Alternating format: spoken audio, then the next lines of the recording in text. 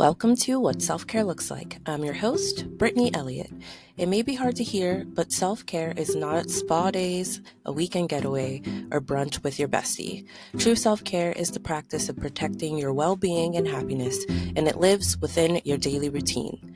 I'm a self-care and mom life coach here to help you prioritize your needs and practice self-care in a meaningful way so you can reclaim joy in your motherhood experience. Let's get back to you. Welcome back to What Self-Care Looks Like. I'm Brittany Elliott, your host of the show. I'm also the author of the book, What Self-Care Looks Like. And my whole mission is to help working moms and to really become like all moms, rediscover their identity and reclaim joy in their motherhood experience because it's very important. And motherhood is a tough role in every evolving position we find ourselves in life, and it does require some touch points for navigation. And this season, in season 20 of the show, I am taking a deeper dive into each chapter of my book. There are 7 chapters of the book. I do the podcast in 7 episode seasons, so it worked out nicely. I published the book in January or February of this year, and it was just this time of year when I realized, hey, this is probably a great content piece for the podcast. Before I jump into the chapter, which is about the mental load, I am certainly in a point of reflection right now at this time of year. This is my favorite time of year. It's my birthday month. So once this episode goes live, I will be 37 years old. And I'm always just very reflective in October. I think it's because it's the start of my personal new year. And so I'm really reflecting, goal setting, planning, really like giving myself progress reports, doing things like that, and being grateful, like just practicing a lot of gratitude for how things have been, how things have gone in life. In my 30s have been really great up through this point, and I'm hoping that, life just continues on this trajectory. So that's part of why this is my favorite time of year. We go from October into November with Thanksgiving, and I really enjoy Thanksgiving. And then we're into Christmas, which is nice and fun and whimsical for my daughter. So I'm just rocking it with my Hocus Pocus shirt. Got my Put a Spell on You cold drink coffee cup. So we're doing big things here in this episode. I have a lot of episodes about the mental load. It's a hot button topic that a lot of coaches and creators talk about. Not everything that's out there I agree with, but I respect everybody's, creativity and their approach to the mental load. And you may not like what I'm going to say today in this episode, which is completely fine. Take what you need, leave what you don't, and we'll be rocking and rolling. I have a lot of things on my mind. So I took some notes because I want to make sure I stay on track and I don't want to miss anything. But it just happens to be that my mental load is actually quite heavy right now, not just with motherhood things and household things, but work has been really busy. It's been really busy in the office. I had a long week.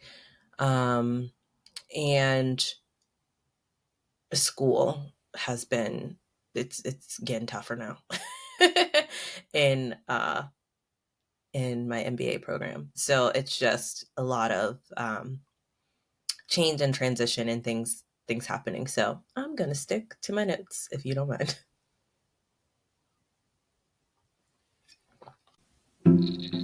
Hey, it's Brittany here, your host of the show, and I'd like to invite you to grab your copy of my book, What Self-Care Looks Like. It's the roadmap for working moms who want to prioritize their self-care and rediscover the joy in their motherhood experience. It's a must-read for any mom who has felt lost, unseen, or unsure along her motherhood journey. Buy it today at www.whatselfcarelooks.com. So there are a few things that I want to drill into that I didn't necessarily capture in the book, but I do want to read this one little excerpt from the book. As a mother, you have the mental responsibility of continuously anticipating someone else's needs and making an indeterminable number of decisions daily, all while creating an environment that is safe and nurturing for your child. You are everything to your child. And that can cause a lot of mental fatigue. It's the mental fatigue that comes from the emotional investment required to care for your child. And I think sometimes it is difficult to define what it is we're talking about when we are discussing the mental load. So by definition, the one that I use most often is the mental load is the invisible labor of planning, remembering, and worrying about everything for everyone. It's the running to-do list in your head that never shuts off, even when your body does. It's the reason you're tired, even when you haven't quite done anything yet. The mental load is the never ending to do list that continues to build within your mind and cloud your thoughts, leaving you overwhelmed, resentful, and burnt out. So, there are three things I want you to really take away about the mental load, about your mental load. Number one, managing your mental load is your responsibility. Not adding to your mental load is your spouse's responsibility. And communication is everyone's responsibility. And a lot of the discussions I see about the mental load, a lot of it is a woman's spouse or partner is not only are they not relieving the mother's mental load, they are also adding to it instead of staying in their lane, managing their own mental load and seeing in what ways they can take things off of their wife, but also just not even knowing when they're creating more of a load for their wife in the first place. um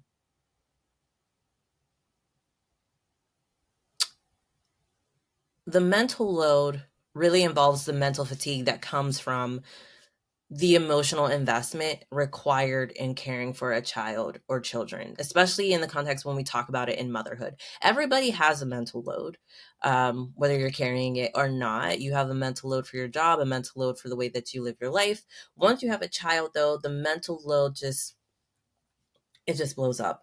And as a mother, the way our brains are wired, then rewired through having a child,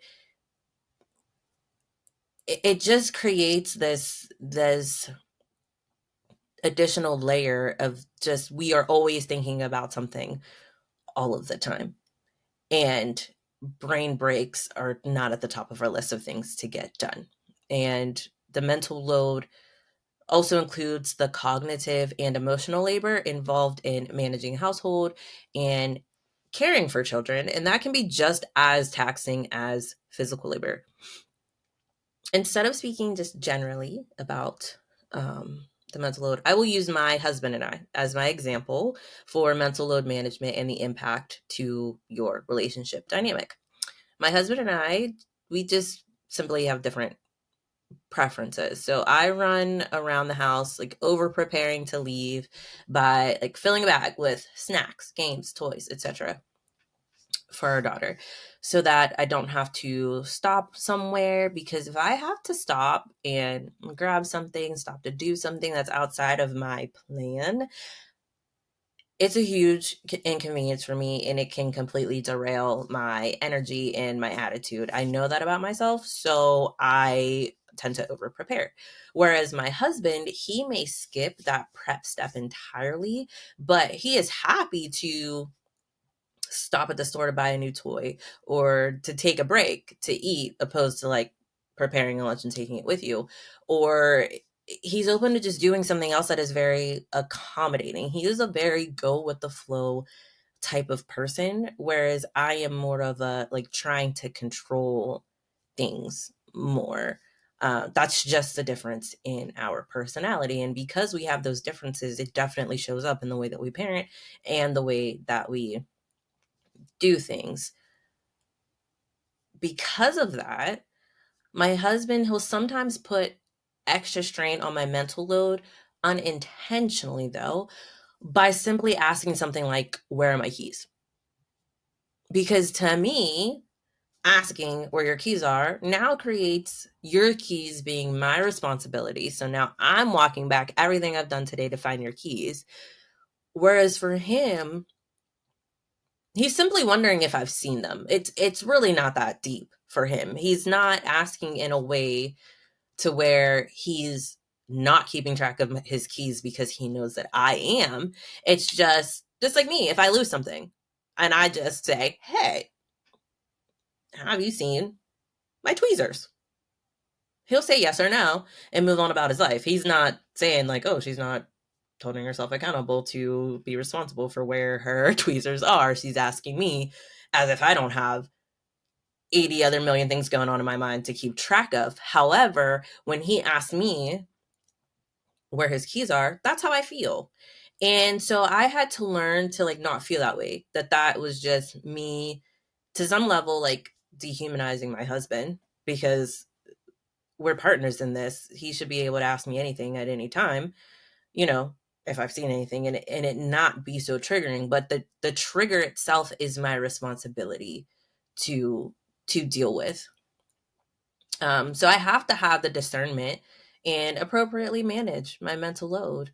On the other side of that, um, my husband's just a rock star at parenting. Like, he takes our daughter shopping, he goes to doctor's appointments, he does drop off and pick up at school, all the regular parent things. He's not calling me 8 million times. He doesn't need me there to get things done. He wants me there, and I love to be there by his side to do things. But he really doesn't like need me there, like handling him or helping him handle our daughter. Like, he does things very much differently from me in ways that I would never do, and my mind doesn't even create the space to even think the way that he does. However, now our daughter is 7. At the beginning, it was different. Like, everything was much more triggering, especially before I started prioritizing my well-being and happiness through the daily practice of self-care. It was really a problem. Whereas now I get it. I can really, separate myself from things more. I mean, just yesterday I got home from work and it just had been a long week. And my brain was just fried. My brain was fried, and he was asking me questions like, just basically, we had made plans to go out and get some like Halloween decorations and stuff. And he's like, "Well, do you still want to do that?" And I was like, "Yeah, I guess kinda." And he's like, "Well, do you want to stop by the grocery store?" And I'm like, "I don't think I want to do that." And then I was like, I need to just sit for a minute and just not use my brain, because I could feel that I was overloaded. I was overstimulated, and I was not in a place to be able to make a decision. So instead of continuing to engage in a conversation that I knew I wasn't going to be able to be my best self in, because just of the way my brain was feeling, I just said, I just need a break. And then once I settled, I had a little snack. I was just chilling, sitting outside, just in nature, watching them play. And my daughter were playing in the backyard. Then I had recharged myself enough to be able to go and do all of the things that we said that we were going to do, plus a couple of extra things. We made a couple extra stops when we were running errands. Came home, made dinner, ate dinner together. Like, it ended up being a great night. But I know past me, past Brittany, that would have been a whole thing that blew up, and none of us would have gone anywhere, because I would have had a bad attitude. I wouldn't have had the energy to go anywhere. I would have just, you know, uh, turned into myself and been really reclusive. And so that was a chance for a mental load overload that could have turned into something bad. So that's the part I mean about it being your responsibility. That is something very separate from if you have a spouse who is just not interested in helping and supporting. But I think you need to be sure that that's what's happening. And I feel that that's not most of the people who are complaining about the mental load. Typically, people who know they married a person who was never going to help them, because there is like a culture thing to it. Um, like, you know who you married. And if you married the person knowing that they were not going to help you, not be supportive, those are normally the people who are not complaining because they're kind of just like laying in the bed they made. But there are other people where it's just surprising to them, or their spouse is really just, they thought that they would, like, you thought your husband would just be better at this, and they just seem to not even understand the importance of, like, or the magnitude that is parenting slash motherhood slash the support that you need. And so for that, I think that's why the mental load audit is very much a good tool for not just you, but your spouse as well, to go through together to really get on the same page in your mental load management. And so there's a link to that in the show notes, but you can also get access to it at backtouin5.com. And if you already bought the book, you already have access to it through your link. So I would like to close out by saying, we're just going to talk about Bluey for a second. If your kids watch Bluey, you've probably seen the pool episode. Bandit, who's the dad, he takes the kids to the pool. They get there, and Bluey and Bingo, they realize that dad didn't bring the sunscreen or their floaties or their snacks. So the kids are having a miserable time at the pool because now Bingo can't go into the deep end because she doesn't have her floaties. There's no sunscreen on, so they can only swim in the shade where it's a little bit colder. They're getting hungry in the pool. There are no snacks. They're miserable. Bandit's miserable. Everybody's miserable. Then Chili shows up with all the pool day supplies because she noticed once they left that they didn't have anything. So she just came to the pool and brought the stuff, and they all, as a family, have a great day. Now, Bandit is super appreciative of Chili because it truly was just a blind spot for Bandit. Like, he just grabbed the kids and went to the pool because they wanted to go to the pool. So assuming that going forward, Bandit is prepared for pool day, then I would say all is well in this situation. It's, no big deal. Bandit didn't know, he knows now, and he's never going to make that mistake again. And next time there's pool day, while Chili may say, hey, don't forget all the supplies, and I'm sure the kids are going to be like, Daddy, don't forget the supplies, because last time you forgot supplies, we had a miserable time, blah, blah, blah. Still, that's all well and good. If Bandit continues to take the kids to the pool without the proper items, there lies the issue, because don't halfway do stuff. And I think that's what happens. Like, the dynamic between moms and dads, or the primary caregiver versus the secondary caregiver, is like, don't halfway do things. You have to do it the whole way. And the other side of that is, there are some moms who go above and beyond. Remember that that's not the standard. That's what you are doing by choice, but not everyone else has to do that. There's the half point where you're halfway doing it, below par, that's subpar. There is just having what you need, and that's it, like just being prepared. Great. That is the goal, is to go and be prepared. And then there's the over and above. The standard is this midpoint where you have everything that you need and things are good. Your kids are going to be taken care of and they're going to have a good time. That is the standard. So don't hold your spouse to a standard beyond when you know that they're meeting where they should be. So just because you are a high achiever and you're excelling, you don't have to hold your spouse to that. But those are things that we would like kind of dive into if we were ever doing one-on-one coaching together, to be able to talk about that stuff. But I'm just throwing it out there as an idea of things to think about, because I don't know your exact situation right now. We're not working together one-on-one yet, but maybe we'll get there one day soon. So give your spouse grace for simply not knowing or thinking something through one or two times. If it becomes a true deficiency, then talk through it and work together.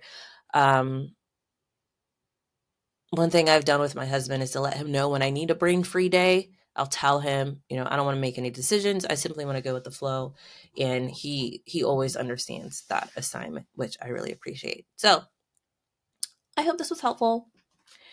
Make sure you buy the book. It's available at whatselfcarelooks.like.com, or you can grab it at back2and5.com. It's linked up in the show notes. And until next time, I appreciate you, and I'll talk to you soon. Thanks for listening to this episode. I hope you learned at least one thing you can implement into your daily routine. To connect with me, follow at Back2You5 on Instagram. If you're feeling generous, share this episode with a mom you know and subscribe to the show. I appreciate your support. Remember, motherhood is a journey, not a destination. Grow through it and enjoy the view.